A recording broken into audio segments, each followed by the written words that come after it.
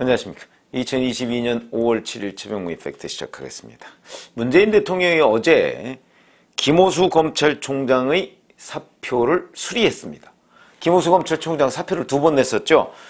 지난 4월 17일에 첫 번째 사표를 냈었고요. 근데 다음날 바로 문 대통령이 반려를 했습니다. 그런데 검수완박 강행 처리를 하니까 22일에 다시 사표를 냈고요. 그러면서 이제 14일 만인 어제 사표를 수리했습니다. 박경미 청와대 대변인이 서면 브리핑에서 이렇게 얘기했습니다. 한 차례 반려를 했지만 스스로 책임지겠다는 뜻으로 재차 사의를 밝혀왔고 이제는 더 미루기 어려운 상황이 돼 사의를 수용한다고 했다. 이렇게 얘기를 했습니다. 자, 이러면 김호수 검찰총장은 원래 내년 6월까지가 임기입니다. 그러니까 임기를 반도 안 지나고서 지금 사표가 수리된 거죠. 이게 뭘 의미하죠? 지금 오늘이 7일이니까 이제 내일 모레가 문재인 대통령이 임기 만료니까 새 검찰총장 임명 못하고 갈 거 아닙니까? 그러면 이제 윤석열 대통령 5월 10일 날 취임하니까 윤석열 대통령이 새 검찰총장을 임명하게 됐습니다. 선정하고 임명하게 돼 있는 거죠. 이거는 전혀 예상치 못한 사건입니다. 일종의 민주당의 검수완박 강행 처리, 이것 때문에 생긴 일이다. 그러니까 민주당이 검수완박을 강행 처리해주고 그러면서 김호수 검찰총장이 사표를 내니까 윤석열 대통령이 새 검찰총장을 임명할 권한을 갖게 된, 이래서 역설이다. 제가 이런 거를 말씀을 드리는 겁니다.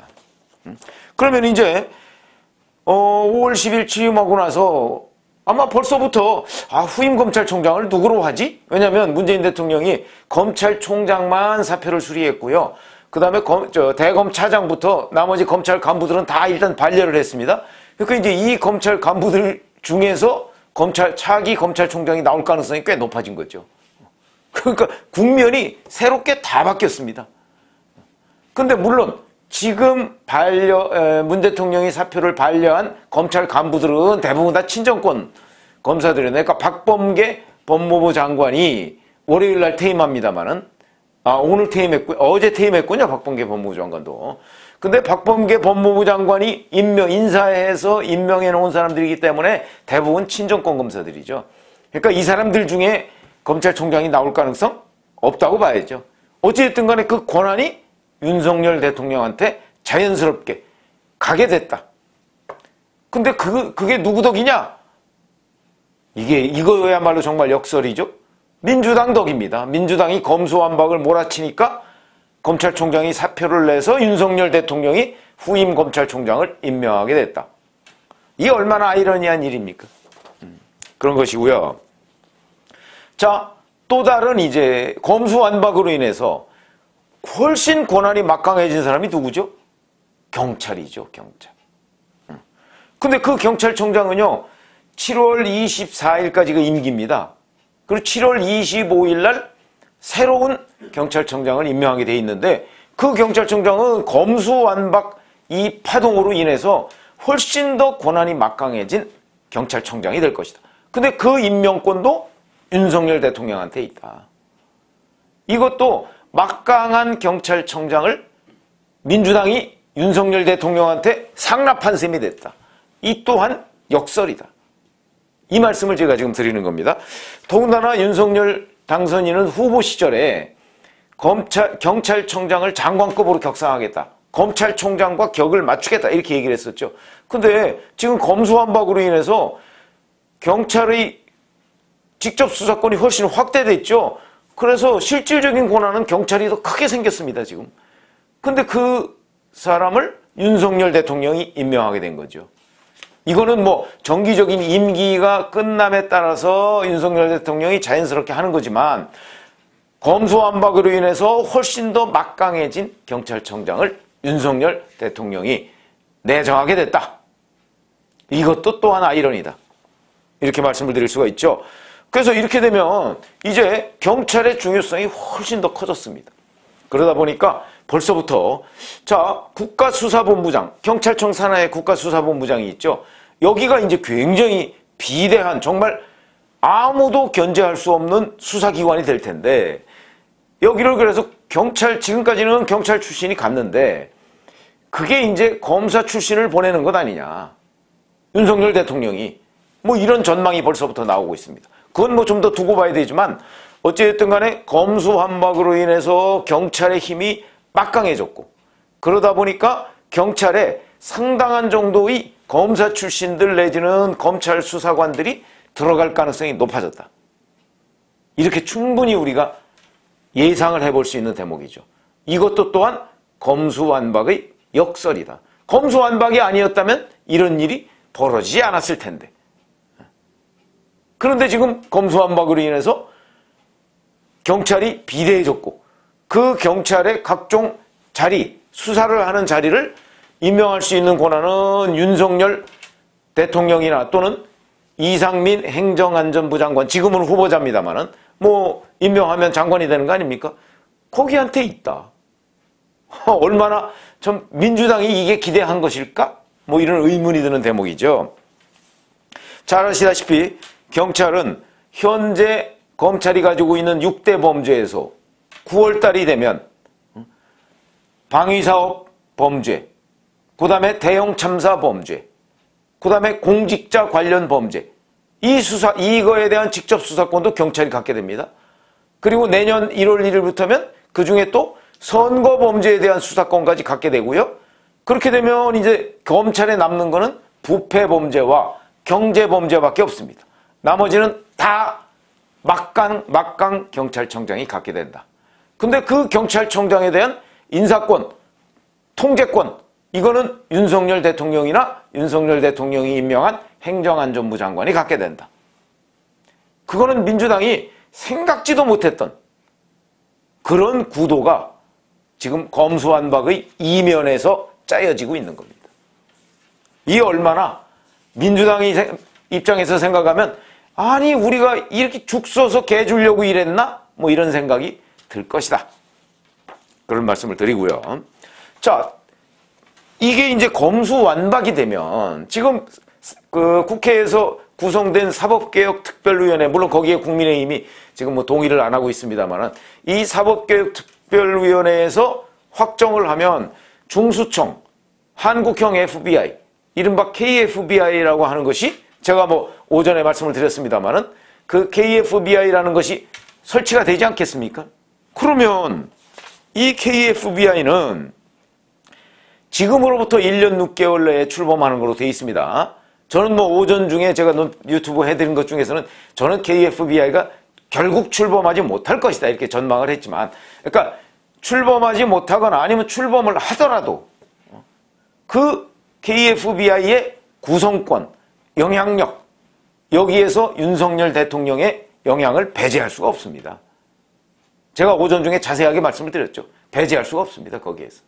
자, 그렇게 될 경우에 민주당이 밀어붙여서 중수처 KFBI를 만들면 그 KFBI의 그 장을 선정하는데 이제 민주당은 최대한 대통령이나 아니면 법무부 장관, 한동훈 법무부 장관 그때쯤이면 돼 있겠죠. 영향력을 배제하려고 할 텐데 아무리 머리를 짜내도 그럴 가능성은 없습니다. 그러니까 차라리 민주당은 KFBI를 차라리 만들지 않겠다.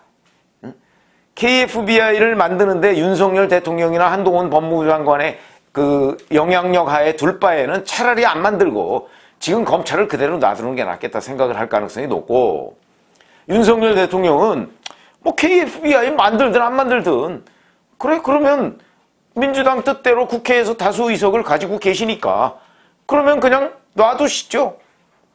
그러면 어떻게 되죠? 현재의 검찰이 검수완박이 안 되고 검수 단계적 박탈도 안 되고 결국은 검찰은 부패범죄와 경제범죄만 수사하는 기관으로 남게 되는 거죠. 근데 그 검찰총장은 이제 다음 달 되면 바로 윤석열 대통령이 선출을 하게 됩니다. 그렇게 되니까 이거 뭐 이게 무슨 참 운명의 아이러니인지 뭔지 결국 검수완박으로 해서 이렇게 됐습니다. 이렇게. 민주당으로서는 속이 쓰리겠죠. 중수청을 만들어도 문제, 안 만들어도 문제. 거기서 윤석열 대통령과 한동훈 법무장관의 영향력을 배제할 방법은 없고 놔두자니 이게 뭐 문제고 고하자니 문제고 스톱하자니 문제고 정말 이런 때는 가슴을 쳐야 된다. 민주당이. 우리가 이러려고 검수완박했나? 아마 이런 생각이 조만간에 몇 달 내에 들 것이다. 전 그렇게 봅니다. 정말 이 사람들이 단견이다. 자기네들 딴에는 머리를 굴린다고 굴려서 뭔가를 검수완박을 해놨는데 이게 상황이 그렇지가 않습니다. 돌아가는 상황이. 그래서 제가 역설이다 이렇게 말씀을 드리는 거고요. 자, 지금까지 제가 우리나라에 존재하는 수사기관 3개를 얘기했습니다. 경찰, 검찰, 중수청. 뭐 중수청 생길지 안 생길지 모른다 이렇게 제가 말씀을 드렸지만 3개를 얘기했습니다. 우리나라에 있는 또 다른 수사기관 뭐 있죠? 공수처입니다. 공수처. 우리나라의 수사기관은 중수청이 생긴다면 4개가 되는데 이제 공수처죠. 그러면 이 공수처는 김진욱 공수처장이 지금 뭐 사표를 낸다거나 뭐 이런 상황은 아니니까 버티고 있습니다. 그런데 공수처가 흔들거리고 있습니다. 이것도 바로 검수완박 연관된 후폭풍이다. 이렇게 생각을 합니다. 무슨 얘기냐? 공수처가 어제 옵티머스 자산운용 펀드 사기 사건 부실 수사 의혹에 대해서 332일 만에 윤석열 당시 서울중앙지검장을 불기소 처분했습니다. 뿐만 아니고 윤대진 당시 서울중앙지검 1차장 검사, 그 다음에 후임인 이두봉 당시 1차장 검사 다 무혐의 처분했습니다. 조사해봤더니 혐의가 없다. 이거 제가 옛날에 말씀드렸을 때 처음부터 이건 혐의가 없다고 제가 말씀드렸었죠. 윤석열 당시 중앙지검장은 이거는 부장검사 전결이라고 얘기했습니다. 부장검사가 전결을 해서 결정을 했는데 그걸 당시 중앙지검장한테 책임을 묻는다? 황당한 일이죠. 결국 그 말도 안 되는 그 어떤 프레임을 갖다가 공수처가 덜컥 그걸 받아가지고 수사한다. 그래서 윤석열 당시 중앙지검장을 입건했다. 그래서 지금 뭐가 됐습니까? 결국 무혐의 처분하고 말았죠. 당시 공수처 내부의 검사들도 이건 이러면 안 됩니다. 우리가 확인하고 뭐 입건을 하든지 말든지 해야 되는 것 아닙니까? 이런 얘기를 했다는 거 아니겠습니까? 그것도 확인 제대로 안 하고 덜컥 입건했다가 아니 부장검사 전결이네? 이렇게 되니까 윤석열 당시 중앙지검장한테 책임을 물을 수가 없는 거죠. 근데 그걸 뭘 332일씩이나 붙잡고 있었습니까? 이러다 보니까 바로 김진욱 공수처장의 영이 안 서는 겁니다. 그 안에서. 엉뚱한 판단만 하고 엉뚱하게 지금 그 일을 처리하니까 저런 사람을 처장으로 계속 모셔야 되겠나? 내부에서부터 그런 회의론이 일고 있다. 뿐만 아니죠. 고발사주 의혹은 또 어떻습니까? 덜컥 피의자로 당시 윤석열 국민의힘 경선 후보를 입건했다가 이 또한 엊그제 무혐의 처분했습니다. 그것도 계속 눈치 보다가 사실상 수사를 끝내놓고 발표를 못하고 왜? 민주당 이재명 후보 눈치 보다가 발표 못한 건 아닙니까? 그것도 제가 유튜브를 해드렸죠. 그렇게 해놓고 그러다 보니까 내부에서 김진욱 처장의 거취 문제까지 지금 반발에 부딪히고 있는 겁니다. 이래가지고 영이 서겠습니까? 과연? 그래서 저는 김진욱 공수처장이 정말 그 자리를 이제 5월 10일 날 윤석열 대통령 취임하면 그런 역풍이 공수처 내에서도 더 세게 불 텐데 과연 자리를 버틸 수 있을까? 지금 4개 중수청까지 따지면 4개의 수사기관 중에서 유일하게 지금 문재인 정부 때부터 임명된 사람이 버티고 있는 게 공수처밖에 없는데 이 공수처가 과연 제대로 버틸 수 있을까? 의문이 되는 대목이죠. 그런가 하면 만약 김진욱 처장이 버틴다고 할지라도 지금 수사 역량이 없다. 계속 이런 평가를 받고 있지 않습니까? 여운국 공수처 차장이라는 사람도 법원에 가가지고 우리가 아마추어다 이렇게 고백을 할 정도니까. 그러면 이제 결국 거기 검사들을 내부적으로 바꿔야 되는데 거기 다 임기가 있습니다. 어찌 보면 월급만 축내는 사람이다. 이런 평가를 받아야 되는데 거기에 공석인 부장검사가 2자리가 있습니다. 이 공석인 부장검사는요, 시스템이 어떻게 되어 있냐면 공수처장이 임명 제청을 해서 대통령이 임명하게 돼 있습니다. 그러면 문재인 대통령 시절에 김진욱 공수처장이 부장검사들하고 검사들을 제청을 했는데 문재인 대통령이 그 중에 특수통 출신이 있다고 해서 그 사람은 임명을 안 해버렸습니다. 그럴 수 있다는 거죠. 저는 그게 잘못됐다고 보지만 문 대통령이 그랬으니까. 그럼 이거를 그대로 대입을 해보면 윤석열 대통령도 김진욱 처장이 임명 제청한 사람을 임명 안 할 수가 있다. 이런 얘기가 되는 거죠. 그러면 예를 들어서 한번 이런 거 생각해 보시죠. 김진욱 공수처장이 뭐 형사부 뭐 이래서 별로 수사 역량이 제대로 평가받지 못하는 사람을 계속 부장검사로 그것도 2명씩이나 제청을 한다. 윤석열 대통령이 안 해주면 그만입니다. 그러면 이제 결국 부장검사를 채우기 위해서는 특수통 출신을 해야 될 거 아닙니까? 그래야 수사 역량이 올라가고 결국은 대통령의 영향권을 완전히 벗어나기가 어렵다. 이 또한 얼마나 역설적인 상황입니까? 그래서 제가 본 데는 결국은 공수처도 부장검사 2명을 충원하는데 윤석열 대통령의 영향을 피할 수가 없다. 이런 상황이 되고요. 그렇게 되면 아까 말씀드렸듯이 중수청이 생긴다고 할 경우에 우리나라에 4개의 수사기관 중에서 3개 그리고 영향권에서 벗어나거나 영향권을 피할 수 있다고 생각돼 왔던 공수처마저도 흔들거리고 겨우 뭐 자리를 잡는다 하더라도 그 중에 부장검사 2명은 윤석열 대통령의 영향을 안 받을 수가 없게 되는.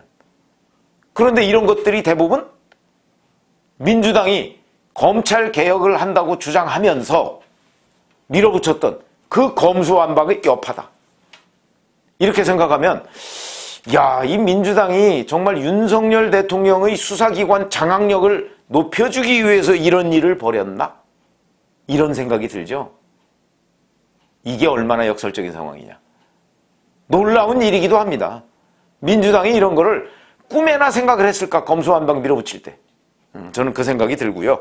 그렇게 본다면 자, 앞으로 이제 뭐 중수청이 생겨날지 안 생겨날지는 모르겠습니다만은 생겨나면 생겨난 대로 안 생기면 안 생기는 대로 결국 윤석열 대통령이나 아니면 한동훈 법무부 장관이 수사기관에 대해서 뭐 본인의 의도와 무관하게 인사를 통해서도 어느 정도 통제가 가능한 거니까 그걸 실질적으로 통제할 수 있는 상황이 됐는데 그 가장 큰 기여자가 민주당이다. 민주당이 한 번쯤은 복귀를 해봤으면 이 검수완박으로 결국 누가 가장 혜택을 입었느냐 하는 거를 한 번쯤 재점검을 해봤으면 어떨까 하는 생각이 듭니다. 한 번쯤 그 계산을 좀 해보시죠. 민주당 관계자들. 계산을 해서 야, 우리가 검수완박 이거 과연 잘한 거야? 이렇게 한번 분석을 해보고 나서 아니다 싶으면 민주당은 민주당대로 또 무슨 대책이 있어야 될 거 아니겠습니까? 이 난리를 피워놓고 결국 윤석열 대통령 좋은 일만 시켰다? 민주당으로서는 받아들이기 어려운 상황이겠죠. 오늘은 그런 역설적인 상황에 대해서 말씀을 드렸습니다. 고맙습니다.